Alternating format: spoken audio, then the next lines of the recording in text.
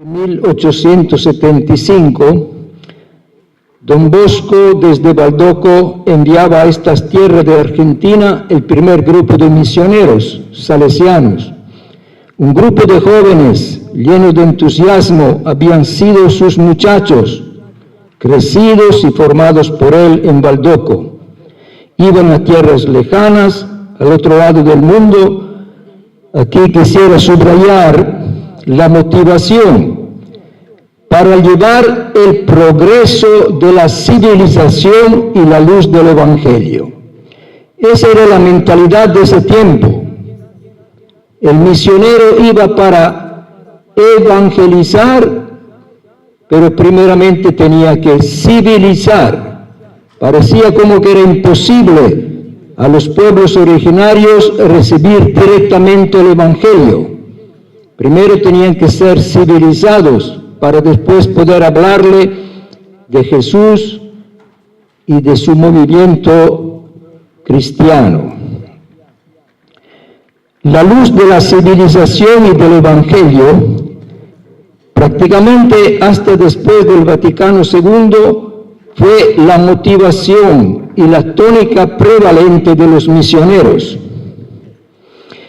Llevar la civilización y el Evangelio como si el Evangelio fuera parte de la civilización como constitucionalmente. A la base de esta convicción era que los demás pueblos necesitaban adquirir y asimilar la cultura occidental, la cual se autoconsideraba como la más alta y lo verdaderamente digna de ser plenamente humana. Fueron las ciencias antropológicas y la reflexión teológica subsiguiente al Concilio Vaticano II que desmoronaron esta arraigada convicción, enseñándonos a mirar las diversas culturas bajo una nueva luz. Todas las culturas son humanamente dignas y válidas, y por eso ninguna puede erigirse como una actitud de superioridad sobre las demás. Más bien, todas merecen ser valoradas y respetadas. Principalmente los pueblos originarios eran considerados como necesitados de civilizarse. Se iba a ellos con una actitud claramente colonizadora. El misionero iba a enseñar como dueño de la verdad e inconscientemente con una actitud paternalista, considerándose a sí mismo como dueño del pueblo que iba a evangelizar.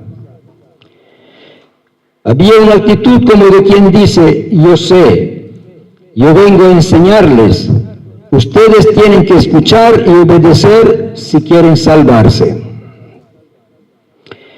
Era común con esta mentalidad referirse a los pueblos con expresiones como mis indiecitos, mis jibaritos, mis pobrecitos. El sentimiento del evangelizador podía ser bien intencionado y bueno, pero para el destinatario era profundamente humillante e infantilizante. Reducían la figura del misionero más que la figura de un padre al de un patrón o de un tutor que actuaba y decidía autoritariamente con todas las buenas intenciones, como si ellos fueran niños. Se tenía por asentado que esos pueblos necesitaban de tutoría.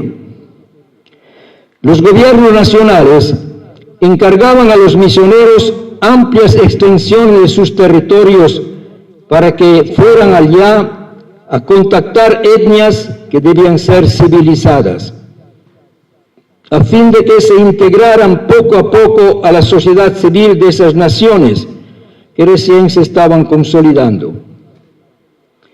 En algunas ocasiones los misioneros fueron acompañados por los ejércitos, que a veces no se hacían muchos escrúpulos de enfrentar con las armas a los que se resistían, y hasta podían llegar a eliminarlo como enemigos del progreso y del adelanto del país. Esa actitud ha dado como resultado muchos resentimientos, reclamos, rechazos y reivindicaciones, justificadas actitudes agresivas hacia la obra de cristianización por parte de los pueblos originarios, que no solo son marginales, sino que son otros y tienen derecho a una forma de vida diferenciada. Los antropólogos y etnólogos que estudian estos pueblos se interesan de ellos y de su originalidad. Quisieron mantenerlos a veces como están, pero en todo caso juzgan toda intervención foránea como una agresión destructora de su integridad y originalidad. Condenan muy fuertemente esta relación de dominio colonizador, que es muy negativa, e invitan a los misioneros a abandonar su trabajo y su presencia entre los pueblos originarios. Para esta actitud bastaría leer la primera declaración de Barbados en 1971, cuando en esa reunión hicieron una declaración pidiendo a las iglesias, no solamente a la Iglesia Católica, sino a todas las iglesias, que abandonaran los pueblos indígenas y les dejaran la libertad de su futuro. Frente a esta situación, vamos a describir brevemente un caso emblemático de un nuevo paradigma de visión. Evangelización del pueblo achuar por parte del salesiano Yanguam, padre Luis Bola. El padre Luis Bola, después de unos años de su juventud trabajando como misionero entre los shuar del Ecuador en la Amazonía, fue enviado a Roma para unos cursos de misionología, entonces se decía de ayornamiento, en la Universidad Gregoriana. Era en el periodo de tiempo inmediatamente después del Concilio Vaticano II. Se empezaba a hablar mucho de encarnación, inserción, inculturación, semina verbi, presentes en todas las culturas, y había en el ambiente un deseo grande de instaurar nuevas prácticas y nuevas ideas.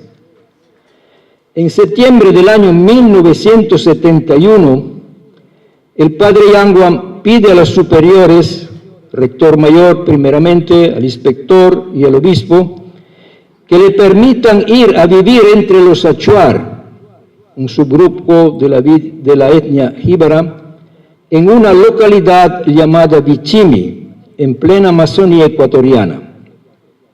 Es interesante escuchar lo que pedía para ir a trabajar allá.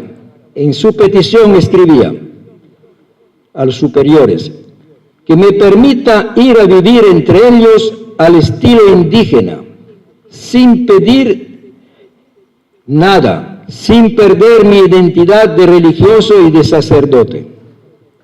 Segundo, en cuanto a terreno, no voy a pedir terreno para construir una misión. La tierra es de ellos y debo respetarla. Tercero, no voy a pedir ningún presupuesto ni a la inspectoría ni al vicariato. La providencia permitirá que no me falte lo necesario para vivir. Según dice el Evangelio, el obrero merece su sustento.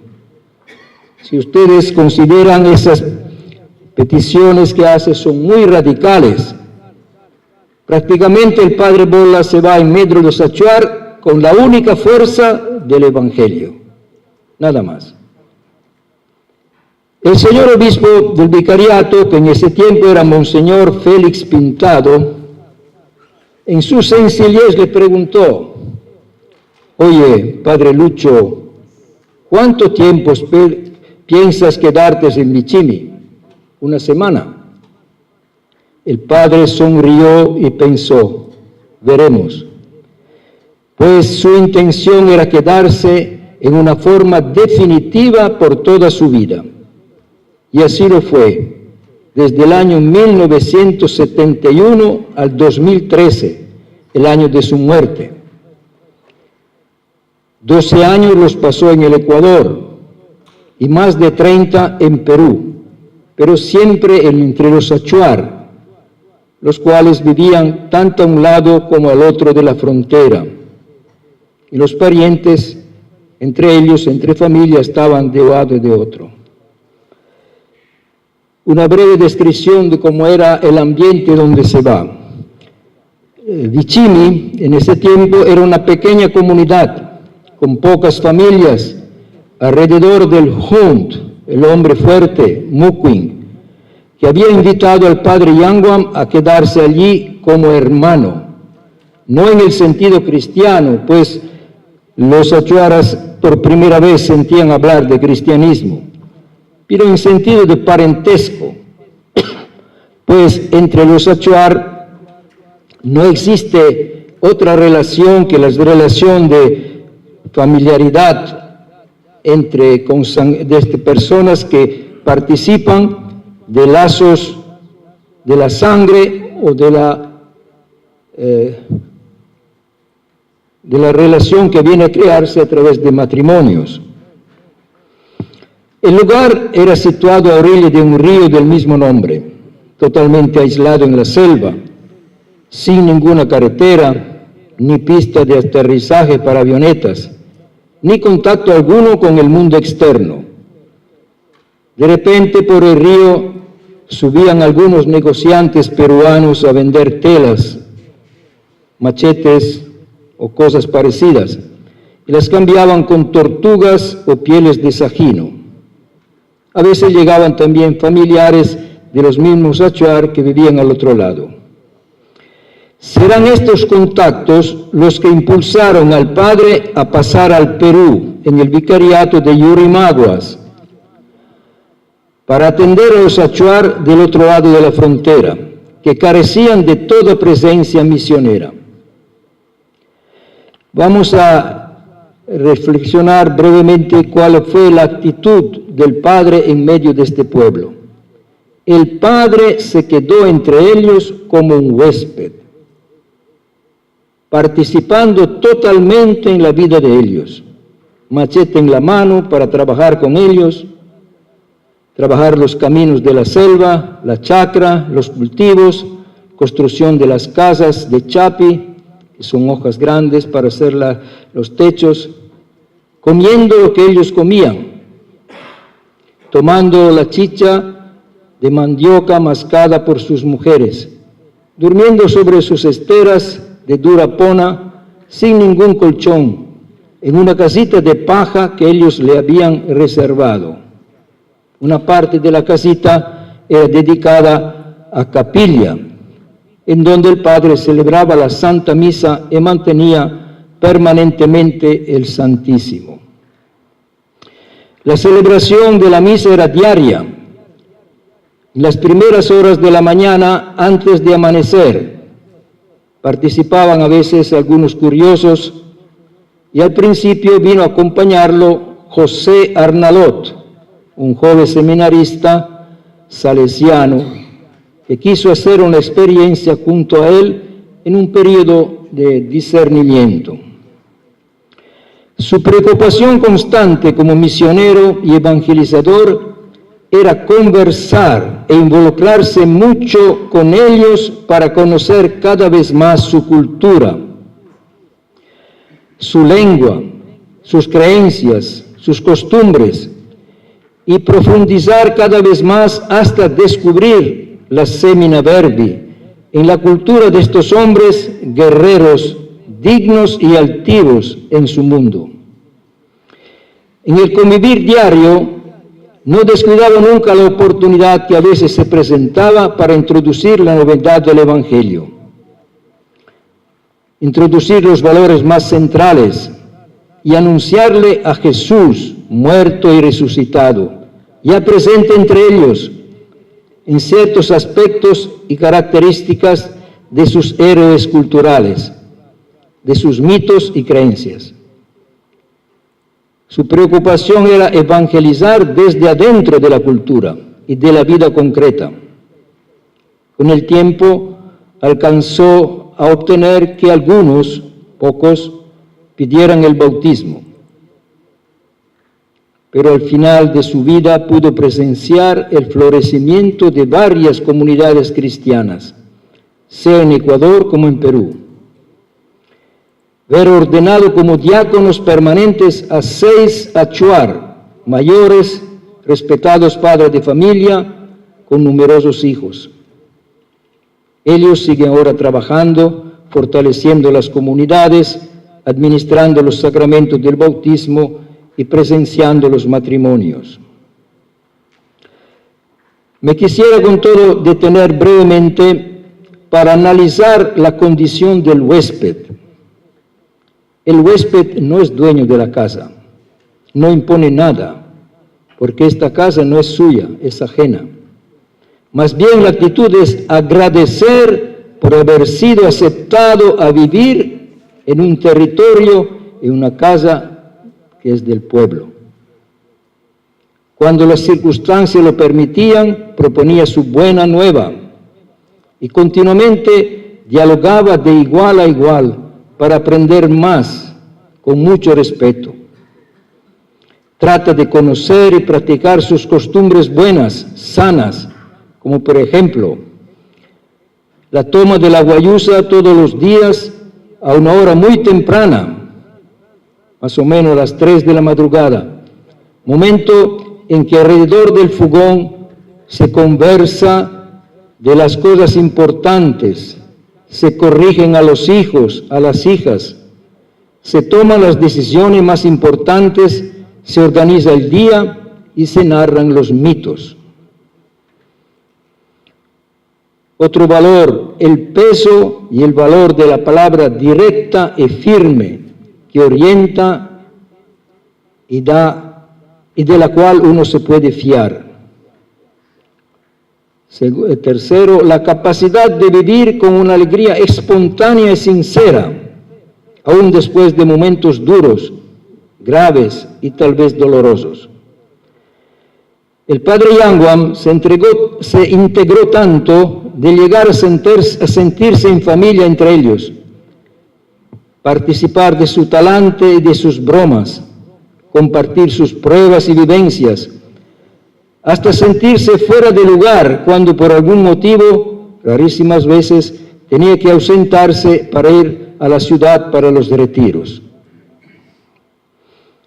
Para él, muchas de las cosas achuar podían ser de ejemplo para nuestro mundo occidental.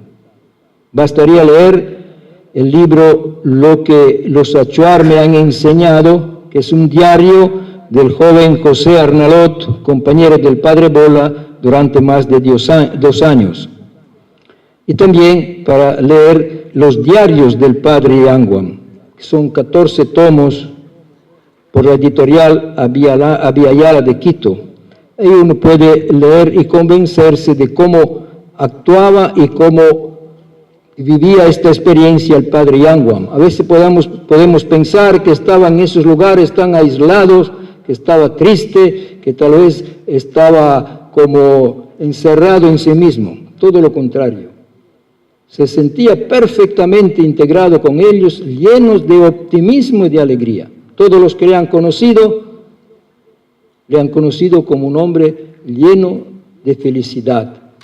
Una felicidad que nacía de dentro, desde este contacto con Dios, que le daba la fuerza para insertar en este pueblo, en el diario de este pueblo, poco a poco, los valores evangélicos.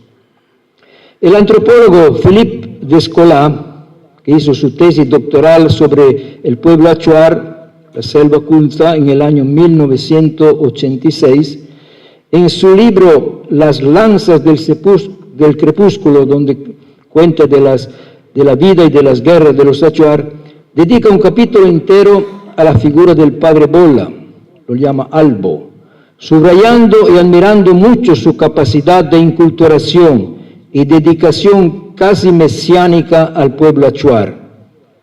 Pero como antropólogo da un juicio muy crítico sobre la evangelización del Padre Bola y de los salesianos inculturadores, afirmando que con toda su buena voluntad de valorizar la cultura, al cambiarla desde dentro, en sus valores básicos, la destruyen más gravemente que los misioneros evangélicos, que de una forma tajante la desconocen, la eliminan, predicando solo el Evangelio, pero de esta forma le permiten más libertad de mantener sus creencias sin modificarlas. Con todo, el aquí presente Padre Francisco Chimento, en su trabajo para la maestría en antropología aplicada, afirma, eso lo afirma ya en el 2010, más tarde todavía, 2015, la espiritualidad achuar en la contextualización del proceso de evangelización goza de muy buena salud después de 60 años de evangelización.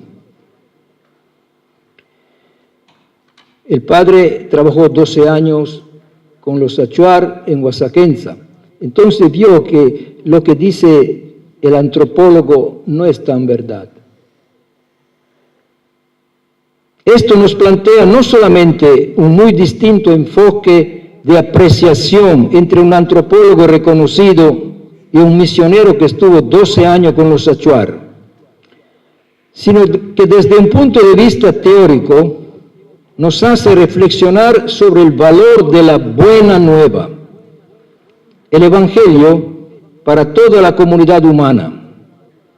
El Evangelio, cuando es anunciado en toda su genuinidad, no destruye, sino que purifica toda cultura, sea la de los pueblos marginados, originarios, como también las complejas culturas modernas actuales. La buena nueva es buena nueva para toda cultura. Las culturas están en función del bienestar de un pueblo que la vive. Y cuando un pueblo acepta el Evangelio, acepta corregir los aspectos negativos que hay también en su cultura. Los achuar, hasta el día de hoy, agradecen la labor evangelizadora del Padre Anguan por haber cortado la cadena de guerras, matanzas entre ellos, insertando en su vida los valores evangélicos. Aman al misionero, han querido que sus restos mortales reposaran en su comunidad, Cuyunza, en plena selva, y no tienen actitudes agresivas contra el sistema de evangelización que valoró su idioma, sus costumbres. El Padre Luis los adornos, el Padre Luis se los ponía y se pintaba como ellos, no por folclor, sino con mucho respeto para valorarlos y reconocer su dignidad, y dio impulso para que se sintieran orgullosos de ser shuar y ser achuar. Aquí no tengo para proyectar la figura de algunos achuar en este momento, pero tanto para decir que en la provincia Morona-Santiago, el actual prefecto, que sería la autoridad principal de toda la provincia, es un achuar, y anda con sus plumas, con su pintura, frente a todo el pueblo, donde la comunidad de esa provincia no son todos achuar, son apenas una minoría, pero fue electo y no tiene vergüenza, se siente orgulloso de ser achuar. Eso es lo que el Padre siempre ha buscado, que no se avergonzaran de ser lo que son y que descubrieran en su cultura, en sus tradiciones, que había mucha humanidad digna, que es prácticamente favorecer la vida de un pueblo. Los achuaras van tranquilamente en las ciudades con su corona puesta, con su cara pintada y no se avergüenzan para nada. ¿De dónde aprendieron este valor? Del Padre que estuvo en medio de ellos. Y él mismo usó esos trajes, esos adornos, esas plumas. Una breve conclusión respecto a lo que siguió después de esta experiencia del Padre Yanguam. Digamos algunas cosas respecto a la misión de Huasaquenza, que es una misión salesiana que se instauró en el pueblo achuar. En cierto sentido, es un poco la continuación de la labor del Padre Bolla.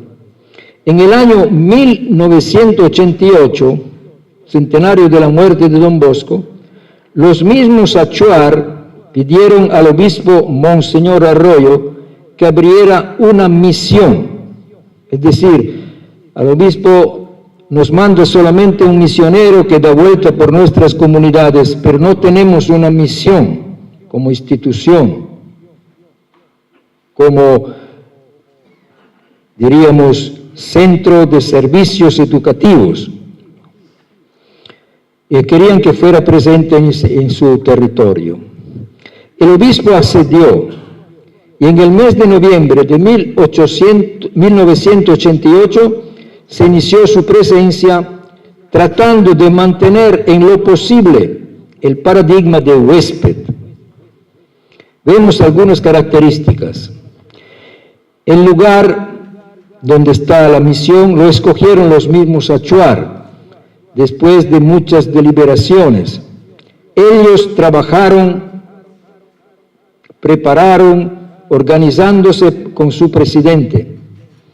Hicieron la pica de linderación, las primeras chacras, la pista de aterrizaje para las avionetas, acarreo de las piezas de madera, etc., a fin de poder albergar ahí a sus hijos como estudiantes que provienen de pequeñas comunidades muy dispersas en la selva. Los achuar no viven en pueblos, viven muy dispersos a lo largo de los ríos. Algunos están a un día, otros 2 días, algunos hasta 3 días de distancia. Entonces, para poder continuar sus estudios tenían que concentrarse en algún lugar, concretamente en forma de residencia o internado. Con todo se trató de mantener esa actitud de huésped con las siguientes características. Además que el terreno fue escogido por ellos, ellos mantienen la propiedad con título legalmente reconocido. La misión no tiene nada. Todo lo que está ahí, el terreno y las construcciones, por supuesto, que se hacen en terreno achuar, son de ellos. Por eso, donde surge la misión denominada Centro de Promoción de Cultura Achuar, es propiedad de la organización NAE, que quiere decir Nacionalidad Achuar del Ecuador, reconocida por el Estado. En consecuencia, también todas las construcciones que se hacen son propiedad de ellos. Otras características que se ha convenido con ellos, Himiartu Cartacaji, trabajamos juntos, es decir, achuar y salesianos, apoyándonos mutuamente para el bien del alumnado. Por ejemplo, el código de convivencia del colegio es redactado en común con los padres de familia. Los alumnos se aceptan de acuerdo con las autoridades achuar. Cada alumno debe traer un documento de aval o aprobación del síndico de la comunidad. El rector del colegio es un achuar.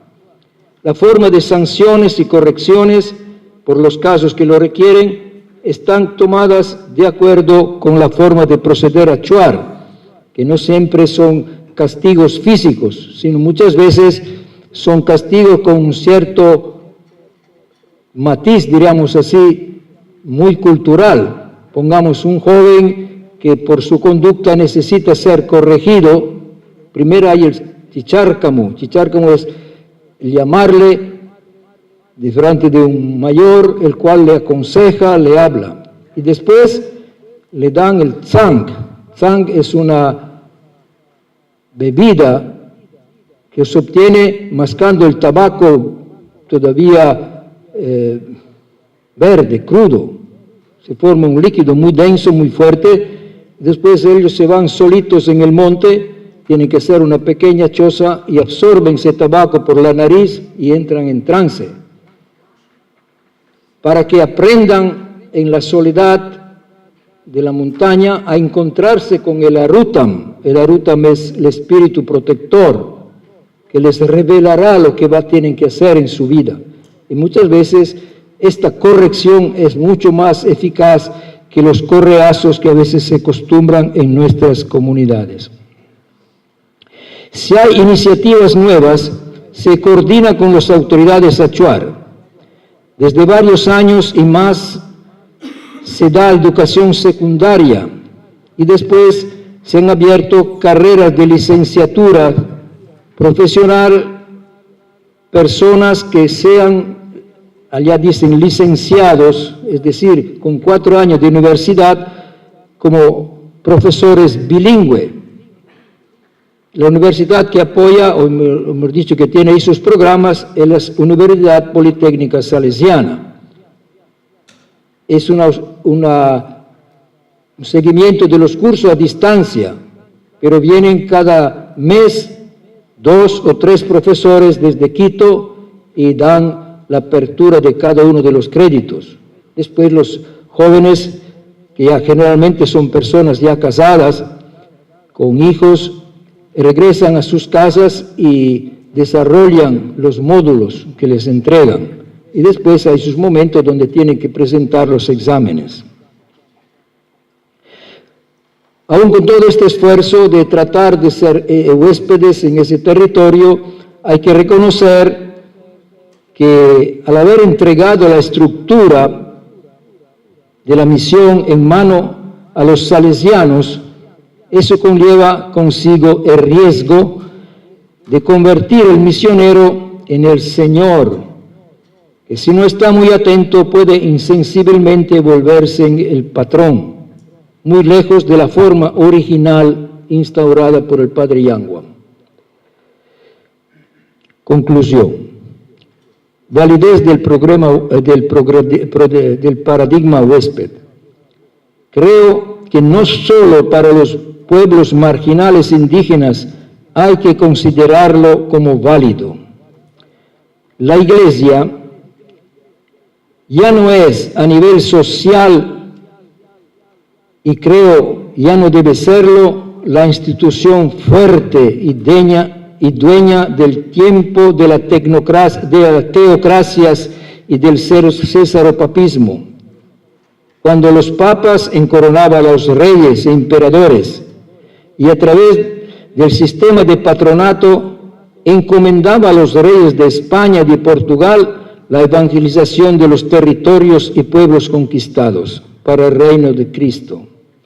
Ella es, y creo que debe ser cada vez más, un simple fermento dentro de una sociedad muy secularizada y pluralista. Ya no existe la cristiandad. La Iglesia, como Jesús de Nazaret, es huésped en un mundo que a veces la combate, obstaculiza o ignora. Pero también como Jesús debe estar para servir, no para ser servida. Y el misionero es el humilde servidor de la viña del Señor, como se definió a sí mismo el Papa Benedicto XVI.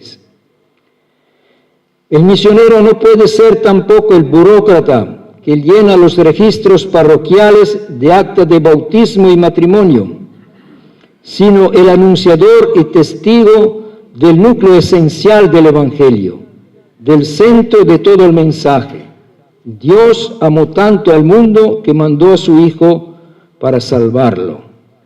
Y el Hijo dio signo de su gran amor muriendo en la cruz y resucitando por nosotros. Si esta es la finalidad de la misión nunca podrá morir. El mundo actual la necesita más que nunca en todos sus ambientes.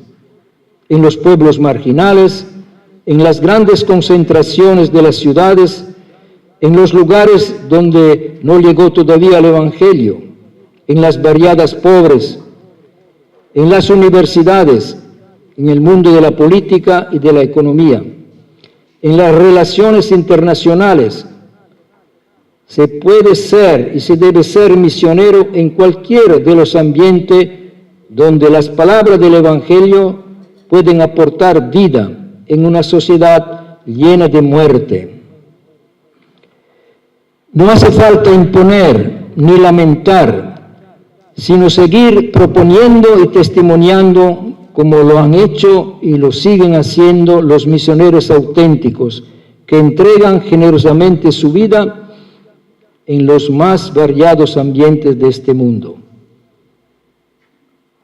Con estas palabras termino. Si a alguno de repente le interesa conocer un poco más al padre Yanguam, aquí hay unos libritos que se pueden, yo después voy a entregarle al padre Francisco, los que le interesa pueden llevar. El título es Gritó el Evangelio con su vida. Y el otro dice, Yanguam fue mucho más que un buen misionero. Ahora vamos a ver un brevísimo video donde se ve la actuación del padre Luis Bola.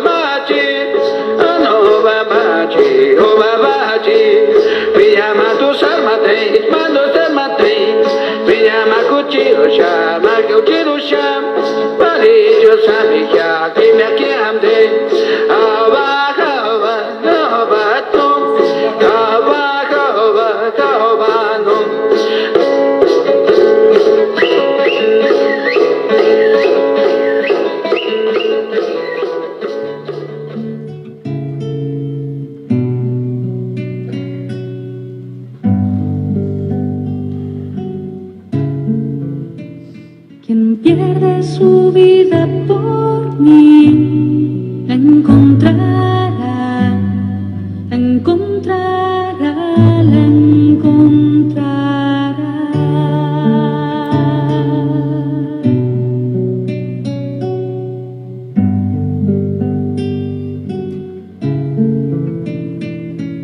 Quien deja a su padre por mí, su madre por mí, me encontrará, me encontrará. No tengas miedo, no tengas miedo, yo estoy aquí, yo estoy aquí.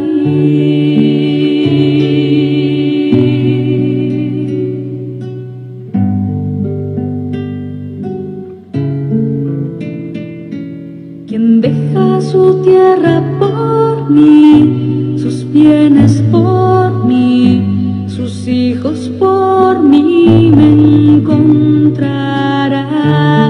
No tengas miedo, yo conozco a quienes elegí, a quienes elegí.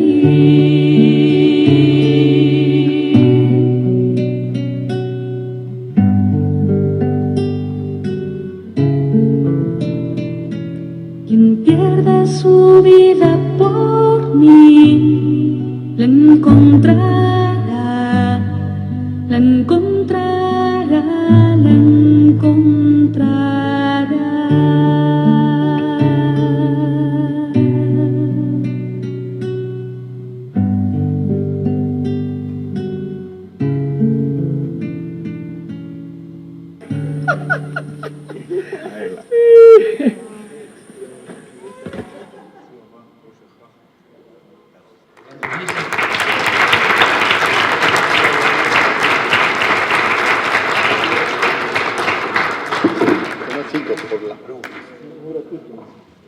cuando dice pasar un día así, no pasando un día jugando fútbol, sino un día así predicando por horas la conexión de sus mitos con la muerte y resurrección de Cristo, y ver cómo la gente les escuchaba, y se fue a dormir, dice, lleno de alegría, porque veía que esa gente se abría al Evangelio. Yo estaba al lado de él en el río Bobonaza, cuando dijo esta frase. No es que la inventaron los que han hecho la filmina aquí, sino que la dijo realmente, y lo sentía, estaba muy contento, porque veía que la buena nueva es una buena nueva, cuando se anuncia lo esencial de la religión cristiana.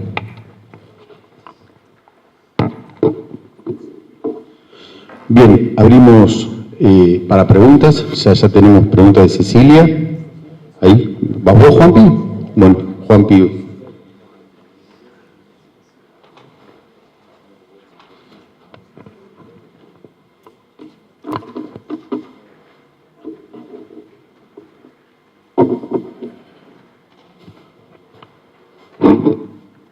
Muchas gracias, buenas noches nuevamente.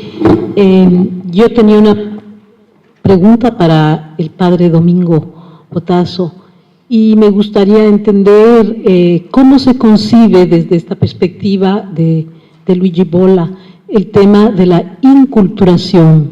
Si podríamos ampliar el concepto de esta concepción de inculturación en la acción del padre Bolla. Muchas gracias. La inculturación, el padre Bolla la vivió, no hizo tratados, no hizo explicaciones, no fue en análisis teóricos, sino que inculturó primeramente su vida, fue vivir con ellos, no para ellos, que es muy distinto. Al estar metido ahí, cuando tú estás trabajando con ellos, viviendo con ellos, buscas los resquicios para poder integrar en ese momento particular algún pasaje, alguna cosa esencial del Evangelio. Tuvo también cosas especiales. Yo, pongamos, estaba al lado de él, y no siempre es que tú lo introduces y sin más aceptan, ¿no? Me recuerdo una vez estábamos limpiando la pista de Vicini. Yo estaba junto a él, aquí había un achuar mayor. Este achuar tenía 2 mujeres. Entonces, el padre, como se estaba con solazo, limpiando, cansados, y el otro también, que trabajaba, no era pista nuestra, era de ellos. Estaba cansado, dice, sufre mucho. Entonces él aprovecha para decirle, ánimo, Ramos se llamaba. Después descansarás. Ese sufrimiento Dios lo tiene en cuenta. Irás al paraíso. Y dice, ¿cómo es ese paraíso? Bueno, dice, está bien todo, pero ahí podré estar yo con mi mujer. Una se llamaba Nusep, la otra se llamaba Puar. ¿Podré estar con ellas? Pero Ramo, ¿cómo vas a pensar esto? Paraíso ya no hay esas cosas. Eso que tú anuncias no vale para nada. Por decir que no es que porque tú estás ahí y buscas de introducirle las verdades cristianas nuestras, enseguida te van, porque le presentas así humildemente, te le van a aceptar. Ellos tienen ya su estructura, tienen sus valores, tienen sus cosas. Pero aún así, otros se acercaron.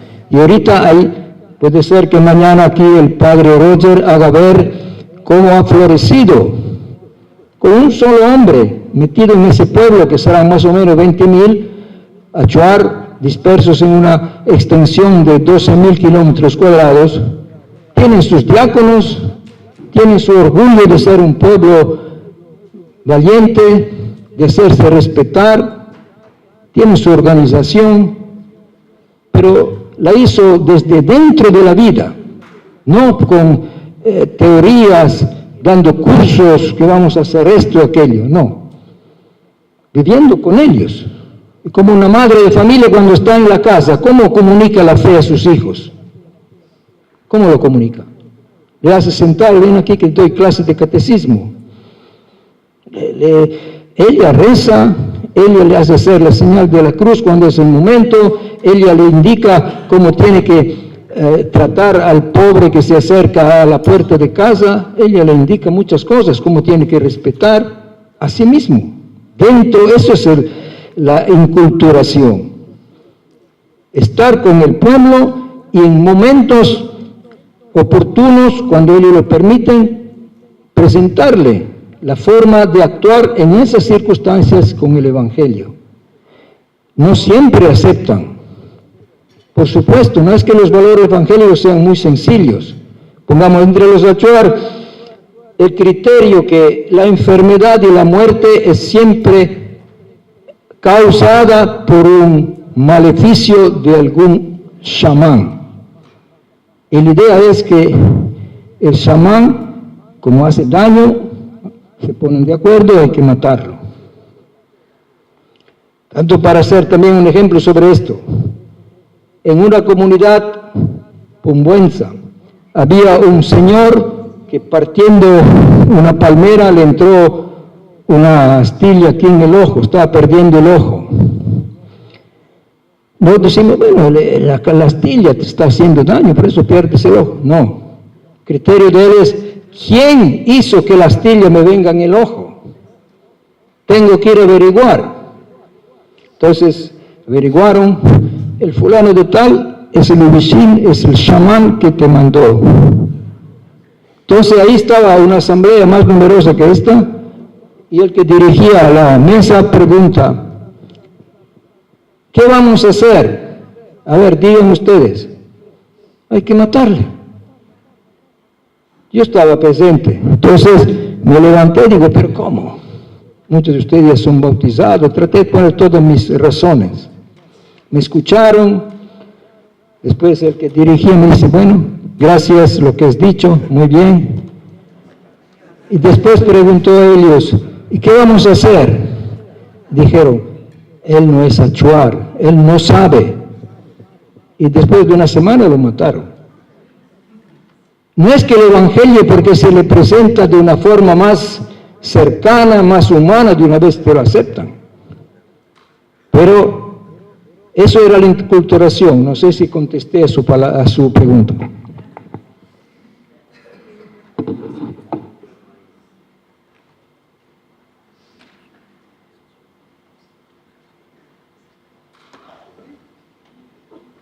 Entre otras cosas, este padrecito está en proceso de canonización. Han empezado con los procesos, ¿cómo se llama esto? Diocesanos. Ya está aprobado próximamente, creo que en el 30 de mayo ya van a entrar en la siervo de Dios y después va a ir adelante. Yo personalmente viví algún tiempo con él. Yo le dije, si no es santo este hombre, no existe santo en este mundo.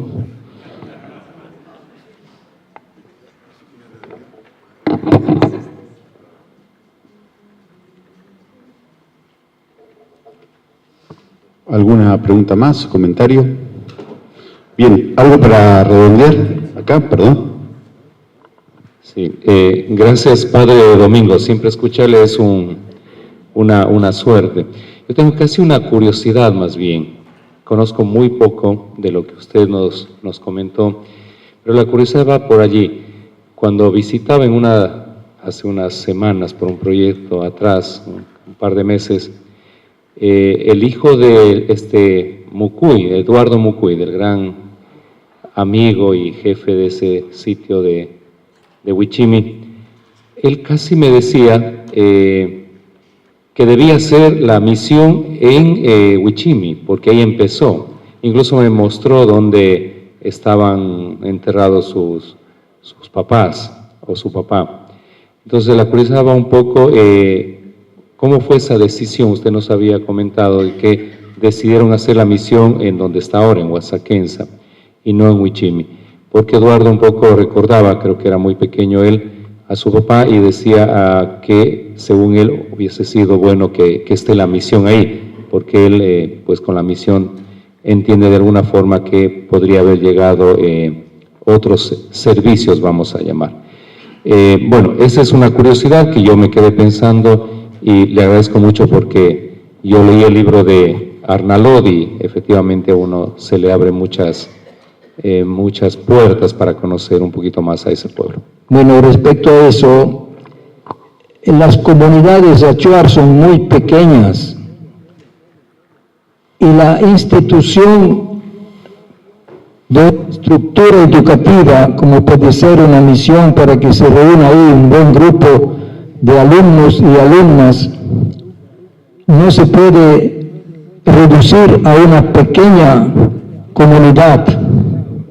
Entonces debe ser un lugar que sea fácil de alcanzar para cualquiera de las otras comunidades. Entonces ellos mismos escogieron un lugar fuera de cualquier comunidad, un lugar que era cerca de un destacamento militar, en el cual el territorio era libre, porque Yanguam lo había dicho, no estén cerca de los militares, porque los militares les van a hacer mucho daño a vuestras mujeres o a vuestros hijos, déjenlos aparte. Entonces ese territorio que estaba libre, allí escogieron ellos mismos, como dije, que se hiciera la misión. En cuanto al entierro, el padre de Yanguam había salido a Lima para los retiros espirituales. Esa mañana le correspondía presidir la misa. Estaba sentado a la mesa escribiendo unos apuntes para su intervención, para su homilía. A un cierto punto, el vecino del cuarto escuchó un golpe fuerte. Entraron, el padre estaba ya agachado, completamente inconsciente en el suelo. Le dio una isquemia. Lo llevaron enseguida a una clínica en Lima, pero no hubo cómo recuperar. Duró un mes inconsciente y después murió. A la muerte lo enterraron en esos nichos que hay en los grandes cementerios de las ciudades en Lima. Los Achuar, cuando supieron que había muerto, porque Lima es bien lejos del territorio Achuar, exigieron a la congregación salesiana que devolvieran el cuerpo del padre en su comunidad de Helios, donde había estado sus últimos 10 años, que se llama Cuyunza, es en plena selva. Él está enterrado ahí en medio de su pueblo.